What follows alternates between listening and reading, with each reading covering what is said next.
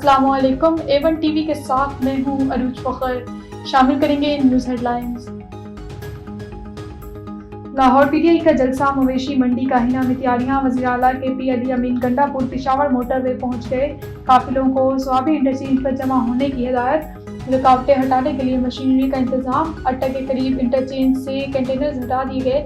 Motor وے کھل گئی۔ جلسہ وقت پر ختم کروانا ہے تو رکاوٹ نہ ڈالیں۔ بیرسٹر گوہر بولے، حکومت پکڑ دھکڑ کے بہانے نہ بنائے۔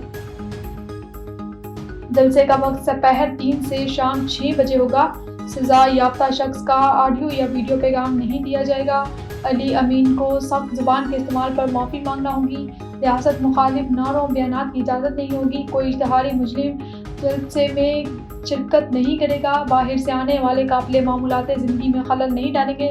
قانون ہاتھ میں لینے کی کوشش پر کارروائی کی وارننگ۔ پولیس کی شرکاء کو مقررہ راستے اختیار کرنے کی ہدایت۔ دہشت گردی کیس، علی امین کے ناقابل ضمانت وارنٹ جاری۔ گزشتہ سماعت میں بیماری کی وجہ سے استثناء دیا۔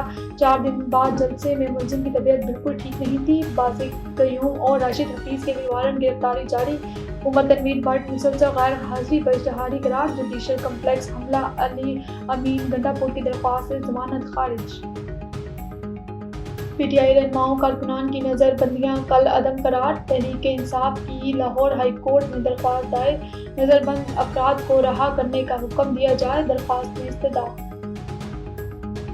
اور پاکستان بات چیت کے ذریعے امن پر یقین رکھتا ہے۔ وزیراعظم شہباز شریف نے کہا، مسئلہ کشمیر سمیت دیرینہ تنازعات کا حل ضروری قرار۔ فلسطینیوں پر نظر انداز نہیں کرنا چاہتے، مسئلہ فلسطین کا پرامن حل چاہتے ہیں۔ نیوز اسٹوڈیو سے پھر وقت اتنا ہی۔ مزید خبروں اور اپڈیٹس کے لیے دیکھتے رہیے A1 T V. A1 T V, سب پہ نظر، اندر کی خبر۔